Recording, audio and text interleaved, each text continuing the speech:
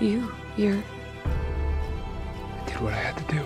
Welcome to Ms. Mojo, and today we're counting down our picks for the top 10 behind-the-scenes secrets on The Vampire Diaries. And I left my friend to die. Please don't leave me! For this list, we'll be looking at the drama, mistakes, and rewrites that were happening behind the cameras in Mystic Falls. Who is your favourite vampire in the TVD universe? Let us know in the comments below. Number 10, Jeremy Gilbert's age versus Stephen R. McQueen's age in real life. Jeremy was a character created just for the shows. In the books, Elena has a kid sister named Margaret, but on screen her sibling is supposed to be a brother that is barely younger than her. First day of school and you're stoned. No, I'm not. Many fans agreed that on the show, the pair have one of the greatest on-screen sibling dynamics ever. But Stephen R. McQueen isn't actually younger than Nina Dobrev. Jeremy, I know who you are. And it's not this person. So don't be this person. I don't need this. The actors are only 6 months apart though, so McQueen is definitely still believable as the younger brother. Aunt Jenna, on the other hand, is slightly less believable. She is supposed to be 29 at the start of the show. You didn't get a brush-off email saying I'm leaving town. See ya. Want to keep it down over there? Why? What are you doing? Homework? In reality, actress Sarah Canning was 22 when the series started airing, which is only 12 months older than McQueen. Number 9. Some of the heretics' deaths weren't well received. Nora, don't! You must live. The show's creators had a huge hole to fill in the story when Nina left, and they decided to fill it with Salvatore family drama and the heretics. Many fans were understandably disappointed to see the new season without Elena or Catherine, but quickly fell in love with Mary Louise and Nora. Let's see what else is out there together. I suppose there's no one I'd rather explore this dreadful world with. The girls played the show's first lesbian couple, which seemed like a big win for inclusivity. But almost as quickly as the girls showed up, they were killed off. The CW has a reputation for bringing diverse characters onto their shows just to have someone to get rid of.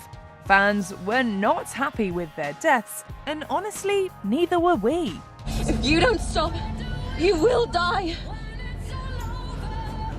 I'm already dead, my love. Number 8, the role of Catherine Pierce was changed for Nina. You must be Elena.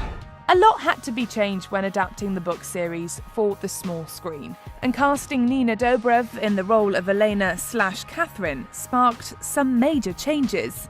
In the books, the antagonist vampire is a German girl named Catherine von Schwarzschild.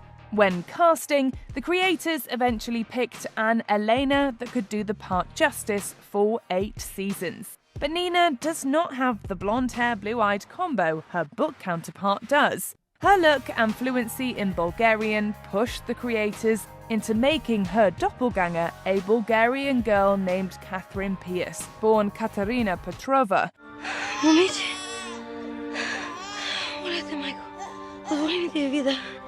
The actress had to play many different doppelgangers, and she nailed every single one.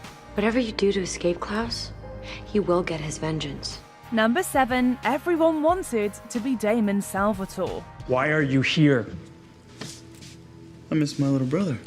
Auditioning for a show can be an extremely long process. Co-creators Julie Plec and Kevin Williamson said they had a lot of pressure to cast the right actors because the story already had a large fan base. When it came to transforming the story, the character of Damon was one of the most sought-after roles. Paul Wesley initially came in for the role of Stefan, but was told he was too old and should try for Damon, before they realised that no one could play Stefan as perfectly as Paul. Why are you here now? I could ask you the same question. Zach Rohrig and Michael Trevino also auditioned for the role of Damon before Ian Somerhalder ultimately landed the role. You're not doing this. Just did. Number 6, Delena was not supposed to be Endgame. If I'm gonna feel guilty about something, I'm gonna feel guilty about this.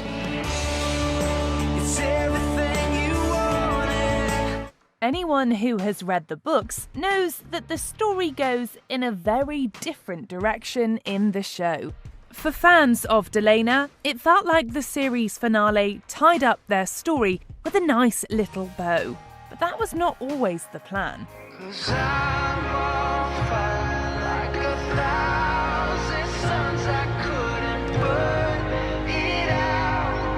During the filming of season 2, the creators had come up with an emotional finale involving the brothers' ultimate fate, while Elena would continue her life by perhaps pursuing medicine or falling in love with Matt Donovan. Kevin Williamson even said that he always imagined that Elena and Stefan would end up together. When Nina left, however, a lot of ideas with Elena/Catherine's storylines went right along with her. The creators had to regroup and come up with an ending just as emotional as the original plans. Even after our long and happy life together, Damon is still worried he'll never see Stefan again. That he'll never find peace. But I know he's wrong. Number 5. Love was often in the air. Am I shallow? Is that a trick question? I don't mean to be. Teen drama shows seem to like making their main cast members take turns dating on screen, like Caroline dating Matt, who dated Elena, who dated Stefan, who eventually marries Caroline. You may kiss the bride, little brother. It all seems so unrealistic, but it appeared to have set a dating pool for the actors. Almost everyone knows about Nina and Ian's off-screen romance, but they were reportedly not the only ones. Candice King supposedly dated Stephen R. McQueen and Zach Rohrig before settling down with her musician husband. Zach later went on to date Natalie Kelly, who played Siren Sybil. Paul Wesley was married to Dr. Meredith, played by Tori DeVito, and dated Phoebe Tonkin, who played Haley, on and off after their divorce. Then Klaus's Joseph Morgan married Persia White, who played Bonnie's mum after meeting on set. We love all the love. I'm Joseph Morgan. I'm Joseph Morgan's wife. I don't believe anymore. Is that how you identify? No, Oh my I God. identify as non-binary. Number 4, Ian Somerhalder liked being bad. Damon. Hello, brother. No one could have portrayed Damon Salvatore quite as well as Ian Somerhalder did. The character starts as antagonistic and rides a line between evil and alluring. So when fans started to like Damon, the creators ran with it and started to give him a redemption arc, because everyone loves a good redemption arc, right? Well, everyone except Ian. In an interview, he stated that he was really unhappy about his perceived gentleness in the scene with Rose. On the count of 3. 1, 2. But eventually he came around, and we were left with a completely well-rounded character. There's no way I would have ever gotten another chance to escape. So I chose to save myself. Number 3, L.J. Smith was not involved in the making of the show. Dear Diary, today will be different. It has to be. I will smile, and it will be believable. When a movie based on a book is received poorly by fans, a question that often comes up is, why don't they turn books into shows instead of a movie?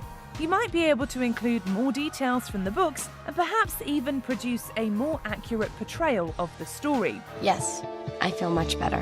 Well, The Vampire Diaries shows that this is not necessarily the case. The author of the TVD book stated in an interview that she was not actually consulted in the making of the series at all, meaning the show is all the creators' interpretations of her books. I will start fresh.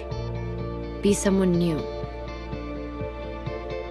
It's the only way I'll make it through. Many fans were upset about some of the book-to-show changes, but L.J. Smith herself said the show is an incredible interpretation of her story, and we're going to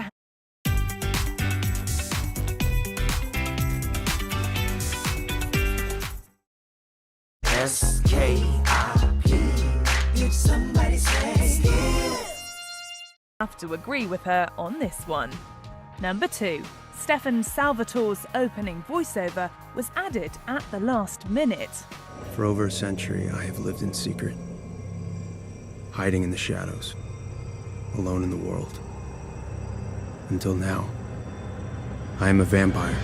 There is no mystery as to what the show is about. It's in the title, but in the intro to the pilot episode, Stefan does a voiceover announcing he is a lonely old vampire and this is his story, before the scene cuts to a couple on the road. The creators of the Vampire Diaries initially did not include the voiceover, and the pilot just made this seem like a typical teen drama with nothing special about it. Pardon me.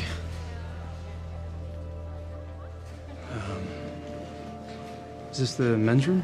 But when presented to test audiences, the episode didn't capture watchers' attention until something supernatural happened, which was over 8 minutes in. I'm sure everything you need is there.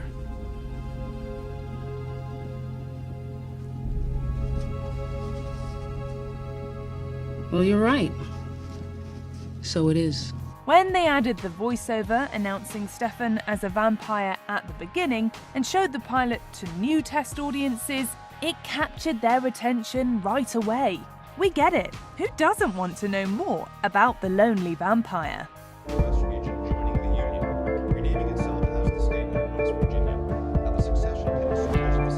Before we continue, be sure to subscribe to our channel and ring the bell to get notified about our latest videos. You have the option to be notified for occasional videos or all of them.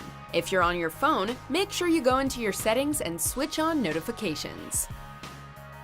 Number 1, both Salvatores were supposed to die. Yep. In the flesh. How am I seeing you right now? Because I'm not dead, Stefan. There are so many ways this show could have ended and still be satisfying to the fans. As previously mentioned, the creators came up with a gut-wrenching finale in just the second season of filming. What we didn't mention was the fact that it would have also seen both Salvatore brothers die to save the girl they loved. He just sacrificed everything to save his brother. But with 6 seasons standing between them and the finale, though they didn't know that at the time, there was too much room for change, so the idea was scrapped. Between fans loving Delena no matter what Damon did, to Elena leaving the show 2 seasons before its end, the original ending just couldn't be brought to life. But we still get a glimpse of the idea when Damon eventually reunites with Stefan in the afterlife. Damon. Hello, brother. Do you agree with our picks?